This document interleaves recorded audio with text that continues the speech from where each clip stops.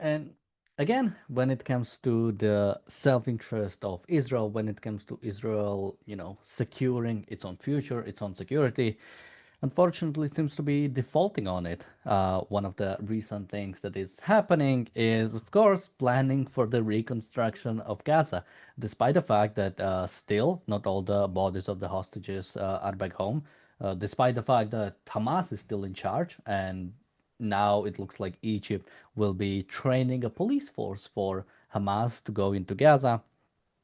All of that is happening. Israel, still is technically in Gaza, is still holding behind the yellow line, so holding about 50% of Gaza.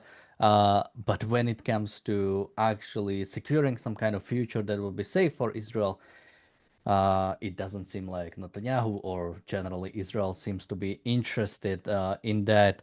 Welcome to the Daily Objective. Today we'll cover this Gaza reconstruction and basically what is happening. So the reason why this came into headlines today is apparently there was supposed to be approved budget, approved something in the Israeli Knesset for the reconstruction in Gaza, and it wasn't able to pass through, mainly because of the opposition from the Finance Minister Bezalel Smotrich, who I think I have a quote from him specifically. He said, Israeli citizens will not pay out of pocket for the reconstruction of Gaza. There is a limit to every trick. So this is what he's saying. Now, when it comes to the reconstruction in Gaza, not all the money for that is to be paid by Israel. We'll cover that a little bit later.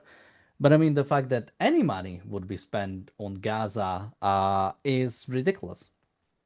Again, look at the past, what has been happening in Gaza. UNRWA has been used to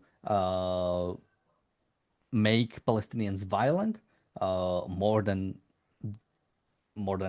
well, technically UNRWA has been there since the start, but has played a role in basically making Palestinians more violent. We have UNRWA teachers, the story we've covered early, I think early 2024. UNRWA teachers celebrating October 7th. We have connections between UNRWA and Hamas. Hamas tunnels being under and connections with them being under UNRWA schools. All of that, which of course UNRWA has been uh, funded by EU, by America, by Israel, by the UN. This is what has been happening. This is what UNRWA has been used. So we have that. We have the fact that, of course, Hamas is in charge. Israel has been allowing Hamas to exist, which is a threat to the existence of Israel, threat to every single, I mean, even country in the region, but specifically anybody Western aligned or anybody visiting Israel, as we've seen on October 7th, even foreign nationals were taken. And Israel doesn't seem to want to actually resolve the situation finally. Again, the path to what needs to happen is not easy. Occupation isn't easy. Israel already, I don't think, did it properly, but Israel tried to take control of Gaza in the past and went away as I think as ill-sighted as it was, but it did. So yeah, occupation would be easy, but it is the only thing you can do. Again, you have to deal with the ideology. You have to deal with what do Palestinians believe in, and they believe in destruction of the Israeli state. You cannot get past that. You have to solve that somehow. Um, yeah, you have to solve that somehow, and trying to rely. I don't know exactly if the 20-point peace plan or however many points it was, because it changed a little bit, if it's still in effect or how is it supposed to work. But part of it was that some foreign power or some foreign soldiers come in, be it the UN or be it the some of the Arab countries, but somebody was supposed to come in and de-radicalize the Palestinian population. Nobody else can do it. I think only, well, I don't. It doesn't seem that even Israel is willing to do it or having the sort of the moral attitude you need towards doing it. But Israel is the only one that has interest in doing it. The surrounding population, Arab states, Qatar, Turkey, even Egypt or Saudi Arabia, or even America for that matter, if it played a role, doesn't really have an interest in de-radicalizing Palestinians. And this is not sort of to put down America. I think it does have interest, but again, has no real desire. Um, Somebody says no peace plan in effect. Israel cannot hold its end of the bargain. We still have the hostages are still not back. That was the bargain. Israel pulled out from some of Gaza even before getting all the hostages back. So that's simply wrong. Um, And yeah, of course, Turkey shouldn't be part of ISF. Turkey is a state that one has cut all relationship with Israel and has been funding, but not necessarily funding, has been helping Hamas, has been training Hamas soldiers in its own border, is enemy of the Israeli state, is enemy of the West. Erdogan is increasingly going against Western countries. Turkey absolutely shouldn't play any role inside of Gaza. Um, so, yeah, again, when it comes to Gaza, it's Israel that has to do it. Trying to rely on somebody else will simply mean more bad things happening to Israel. Now, the idea that Israel would pay any money for the reconstruction of Gaza, that's what you do when you lose a war. Now, sometimes, yeah, you do it when you sort of win as a sort of concession. I mean, we helped rebuild the Western Germany. We helped, I shouldn't say we. America helped rebuild Western. I mean we as in sort of broader allies, but it was mainly America. America allowed possible the rebuilding of West Germany, rebuilt pretty much all of Europe that was destroyed after World War II, helped Japan, helped many other countries around the world to rebuild. So I don't think it's always improper, but what needs to happen is that ideology that made the war possible has to be completely eradicated. If Palestinianism, if the idea of Palestinians living for the sake of dying against Israel would be gone, then yeah, I think then it would be proper. It should become a part of Israel. I think once Palestinians are not basically Palestinians, right? Because that's the only thing Palestinianism actually stands for is opposition to the state of Israel. Once that opposition goes away, there is no need for the existence of Palestinians. Now, I don't mean like kill everybody who identifies themselves as Palestinian. I don't think those people would continue identifying themselves with Palestinians in the same way Germans stopped identifying themselves as Nazis or even like Aryans specifically, since that was sort of like a big part of the Nazi platform. Once that would be gone, I think Israel might as well become part of, or Gaza might as well become part of Israel. Uh, so yeah, the fact that Israel would do this when it didn't lose the war, although it morally surrendered, the fact that this peace is going through is ridiculous. Now, when it comes to sort of the reasoning behind why this opposition from Bezalel Smotrich might be coming in, I've seen something about that there is still some Hamas terrorists inside of Rafah, so you don't want to commence rebuilding when you still have them, but you don't want to commence rebuilding anyway. Hamas is still in charge. I don't really know what is Israel hoping for here. Um, like my sort of prediction from a few weeks ago, or when this ceasefire started, was that Israel will hold the yellow line, and that's the new status quo. That sort of behind the yellow line is will be zone where IDF is controlling, and the rest of Gaza will be allowed, will be for Hamas, which is not good. Or possibly, Hamas will stay inside of Gaza or the half of Gaza, and the other half will be taken over by the transitional authority, which again is not good. Because eventually, one, they'll act as a shield for Hamas. We've seen what happened in UNIFIL in Lebanon, the UN force. We've seen what happened with what happened with the UN in Sinai, right? It's when Egypt wanted to invade Israel, it's or threatened towards Israel. It simply said, "Hey, go away," and they went away. I'm just quickly going through chat. Uh, yeah, people are talking about a ceasefire deal. I mean, yeah, of course, Gaza should have been a car parking lot months ago. This war could have been ended very quickly. No, it didn't even. You didn't even have to make it a car parking lot.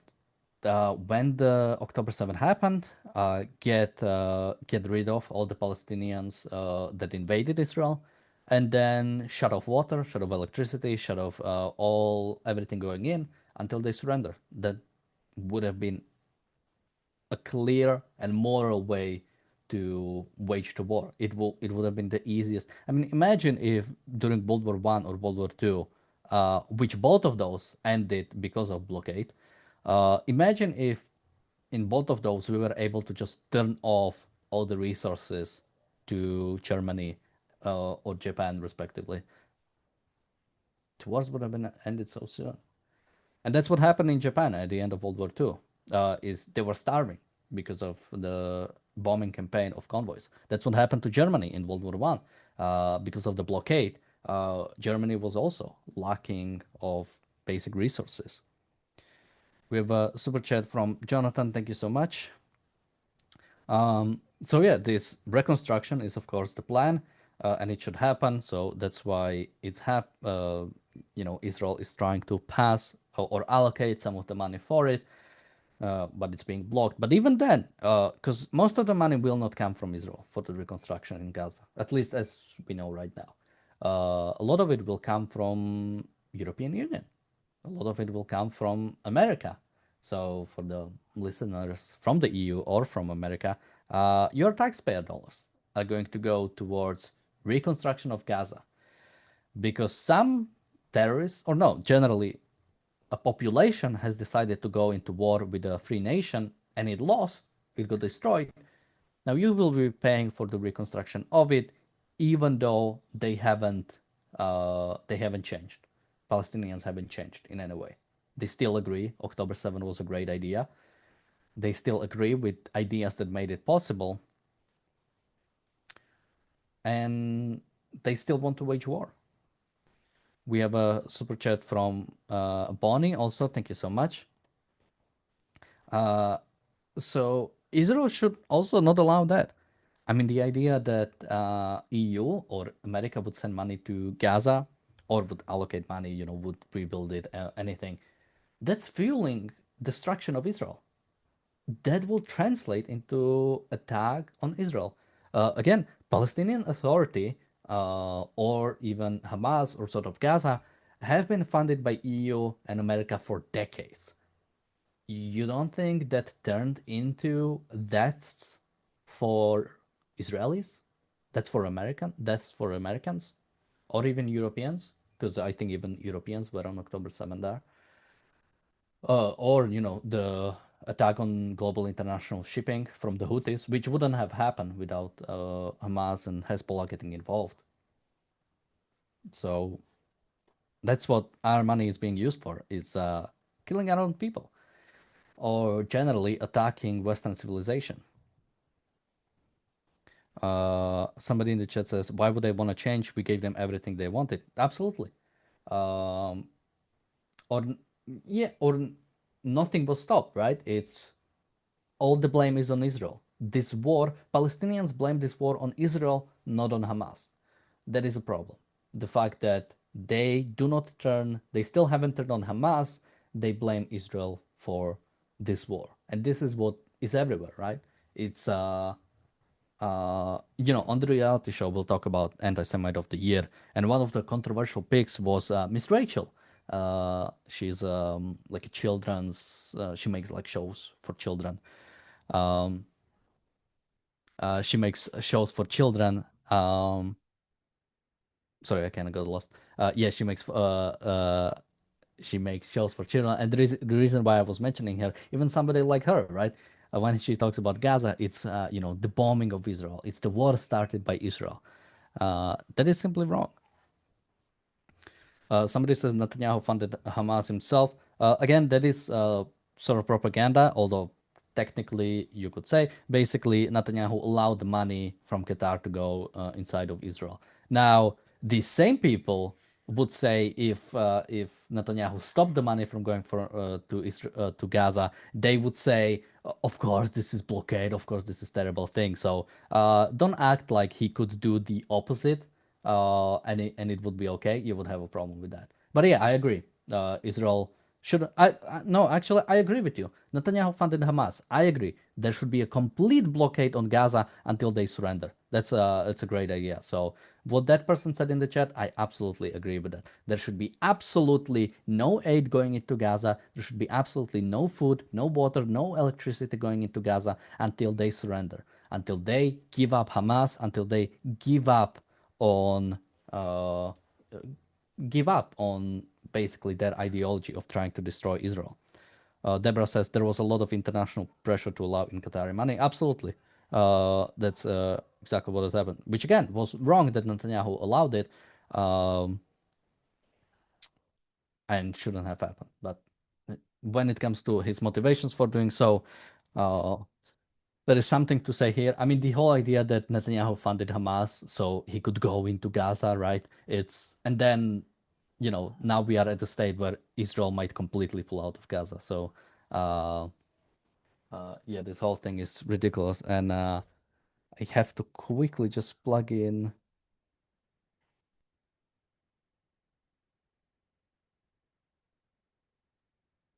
All right, sorry for that. My headphones were running out.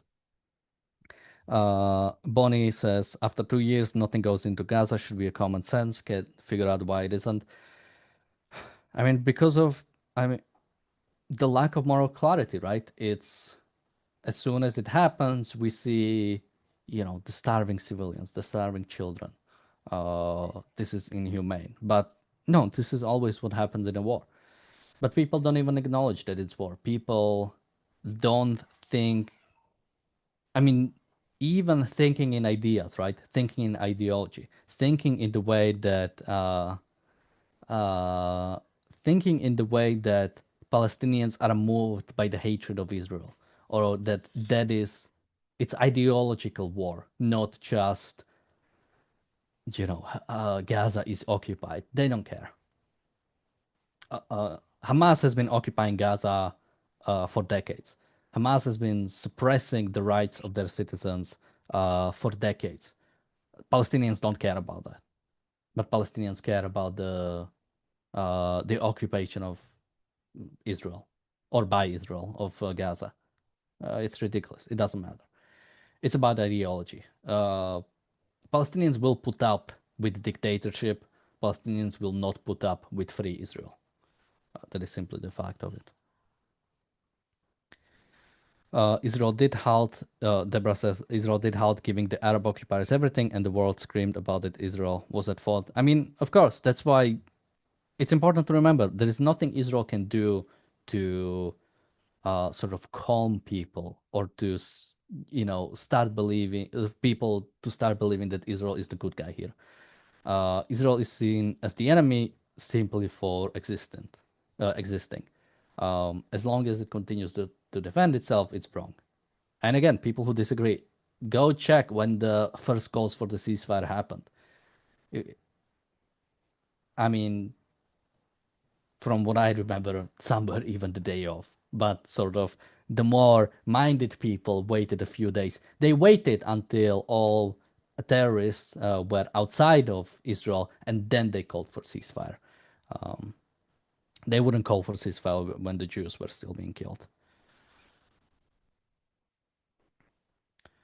And sort of a separate story that I did mention was that Egypt is training police officers or wants to train police officers for Gaza.